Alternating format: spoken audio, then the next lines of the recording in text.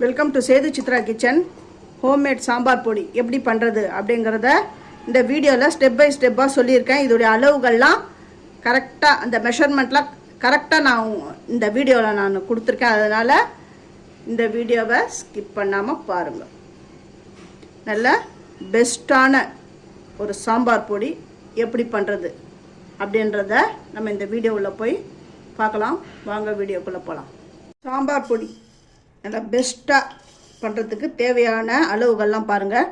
இது வந்து ஒரு ஸ்பூன் அளவு, 1-2 ஸ்பூன் வந்து மிளகு சேர்த்துருக்கேன்.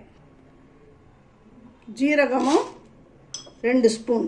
நான் எந்த அளவில் நான் மிளகு எடுத்தனோ இந்த ஸ்பூனில் தான் எடுத்தேன், அதே அளவு ஜீரகம். வெந்தயம் வந்து 1/2 ஸ்பூன் தான் நான் சேர்த்துருக்கேன். ஏன்னா வெந்தயம் ரொம்ப போட்டிங்கன்னா கசப்பாயிடும், அதனால தான் 1/2 ஸ்பூன் வெந்தயம். உளுந்தம்பருப்பு அதே தான் 2 ஸ்பூன் சேர்த்துருக்கேன். கடலைப்பருப்பும் 2 ஸ்பூன். துவரம்பருப்பு 2 ஸ்பூன். அரிசி 2 ஸ்பூன். கருவேப்பிலை 1 ஆர்க். அப்புறம் மஞ்சளை வந்து ஒரு மஞ்சள் வந்து வரலி மஞ்சளை நறுக்கி வச்சுருக்கேன். எவ்வளோ தனியா எவ்வளோ மிளகாய் போடணும் அப்படின்றத இதுக்கு அடுத்தது நான் சொல்கிறேன். 1 கப் வந்து மல்லி எடுத்துருக்கேன். நல்லா நாட்டு மல்லியாக எடுத்துக்கோங்க. 1 கப் அப்படின்னா 200 கிராம். இந்த மல்லியை நான் நல்லா வெயிலில் காய வச்சுட்டேன். இருந்தாலும் இதை வந்து வாசனை லைட்டாக வர வரையும் கொஞ்சம் வறுத்துக்கலாம். இது இரும்பு கடாய் என்றதுனால சட்டுன்னு இது வந்து வறுபட்டுடும்.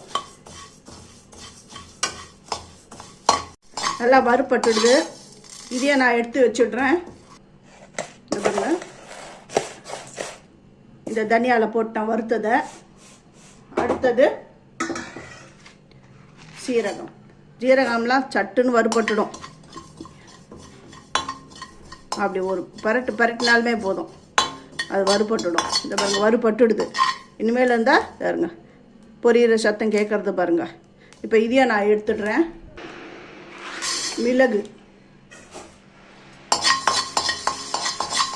மிளகும் நல்லா வறுபட்டுடுது. இந்த மிளகையும் நான் எடுத்துடுறேன். இப்போ வெந்தயம்லாம் சட்டுன்னு வறுபட்டுடும். ரொம்ப கூட இல்லை, ஒரு 1/2 ஸ்பூன் தான் வெந்தயம் நான் சேர்த்துருக்கேன். பாருங்க, போட்ட உடனே செவந்துட்டு இதையும் நான் எடுத்துடுறேன். அடுத்தது நான் வந்து சொல்லாதது என்னென்னா ஓமம்.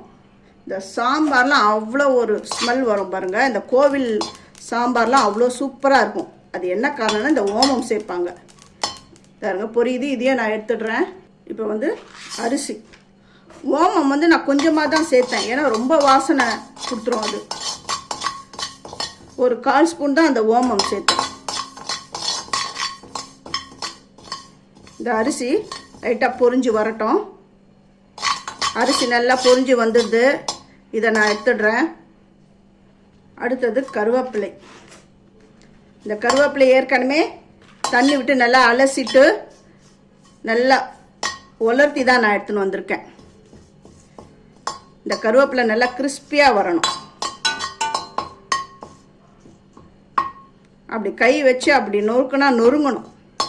அந்த அளவுக்கு வறுபடட்டும். பாருங்க, கை வச்சா நொறுங்குது பாருங்க. இப்போ இதுவும் வறுபட்டுடுது. அடுத்தது உப்பில் கொஞ்சம் அந்த ஈரப்பதம் போகணும், அது வரையும் வறுபட்டால் போதும். பாருங்க, சடன்னு இருக்குது பாருங்க. அந்த ஈரப்பதம்லாம் போனவுடனே அதில் போட்டுடணும். கொஞ்சம் டேஸ்ட்டாக இருக்கும். அதே டைமில் வண்டுலாம் பிடிக்காது இந்த உப்புலாம் சேர்த்திங்கன்னா. அவ்வளோதான், உப்பும் வறுபட்டுடுது. எல்லாம் வறுத்துட்டேன். இது கூட அந்த மஞ்சள் ஏற்கனவே வெயிலில் காய வச்சது தான். காய வச்சு அந்த பூண்டு நறுக்கிறதுல 2-3 துண்டாக நான் நறுக்கி எடுத்துன்னு வந்துட்டேன். இதுக்கு எவ்வளோ மிளகாய் போடணும் அப்படின்றது சொல்கிறேன். இது ஆறட்டும். மிளகாய் வந்து 25 மிளகாய் எடுத்திருக்கேன். உங்களுக்கு காரம் அதிகமாக இருக்குது எனக்கு வேண்டான்றவங்க 20 மிளகாய் எடுத்துக்கோங்க. காஷ்மீரி மிளகாய் வந்து நான் ஒரு 10 எடுத்துருக்கேன். இது வந்து காரம் கிடையாது, அந்த கலர் கொடுக்கும். இதை எப்படி அரைக்கிறது அப்படின்றத நான் சொல்கிறேன். இதை நான் வந்து வறுக்க போகிறதில்ல. ஏன் வறுக்க போகிறதில்லைன்னா இது நல்லா காஞ்சிடுது. பாருங்க, அந்த சவுண்டு கேட்குதா, அந்த விதை சவுண்டு நல்லா காஞ்சிடுது. நான் உங்களுக்கு இதை வந்து உடச்சே காட்டுறேன் பாருங்கள்.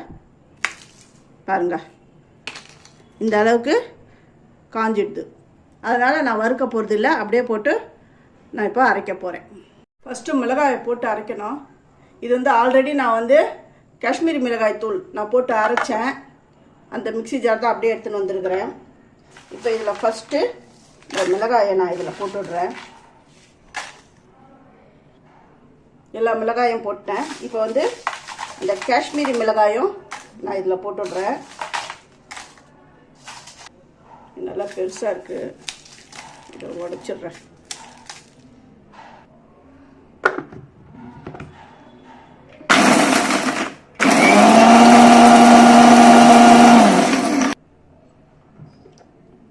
எப்படி அரைஞ்சிடுதுன்னு பாருங்கள். இன்னும் கொஞ்சம் விட்டால் நல்லா மிளகாய் நல்லா பவுடரியாக அரைஞ்சிடும். இந்த டைமில் அந்த எடுத்து வச்சுருக்கிற வறுத்து வச்சுருக்கிற இந்த தனியா மிளகு இது எல்லாம் நான் இதில் போட்டுடுறேன். போட்டுட்டு இதை பவுடராக அரைக்கலாம்.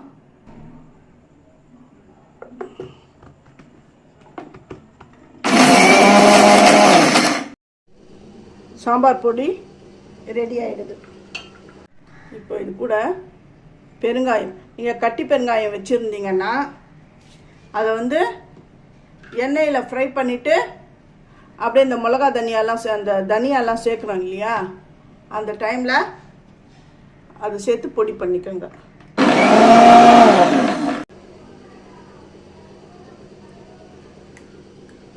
எப்படி இருக்குன்னு பாருங்கள். நம்ம காஷ்மீரி மிளகாய் போட்டதுனால தான் இந்த மாதிரி ரெட்டிஷ் கலரில் வந்திருக்கு. இப்போ இதை நல்லா கொட்டி ஒரு கிண்ணத்தில் கொட்டி ஆற விட்டுட்டு ஒரு பாக்ஸில் போட்டு நிரப்பிடுறேன். இந்த பேஷன் எடுத்துருக்கேன். மிக்ஸி ஜாரில் அரைச்சோம் இல்லையா, நல்லா சூடாக இருக்குது. அதனால தான் இதை கொட்டி நல்லா கொஞ்சம் ஆற விடணும். வாசனை கமன்னு இருக்குது. இந்த ரெசிபி உங்களுக்கு பிடிச்சிருந்தா என்னுடைய சேனலுக்கு லைக் பண்ணுங்கள், சப்ஸ்கிரைப் பண்ணுங்கள், ஆல் என்ற ஆப்ஷனை தொடுங்க. அப்போ தான் நான் போடுற ஒரு வீடியோவுடைய நோட்டிஃபிகேஷன் உங்களுக்கு காட்டும். உங்களுக்கு பிடிச்சிருந்தா உங்கள் ஃப்ரெண்ட்ஸுக்கும் நீங்கள் ஷேர் பண்ணுங்கள், ஹைப் கொடுங்க. இதில் சாம்பார் வச்சு அட்டகாசமாக இருக்கும். இந்த சாம்பார் பொடியில் சில இன்க்ரீடியன்ட் சேர்க்கறதெல்லாம் யாருமே சொல்ல மாட்டாங்க. இந்த ஓமம் சேர்க்கறது இதெல்லாம் சொல்ல மாட்டாங்க ஒரு சிலர். இதை நல்லா ஆறட்டும். காற்றாடிட்ட உடனே அப்புறம் ஒரு பாக்ஸில் போட்டு வச்சிடலாம்.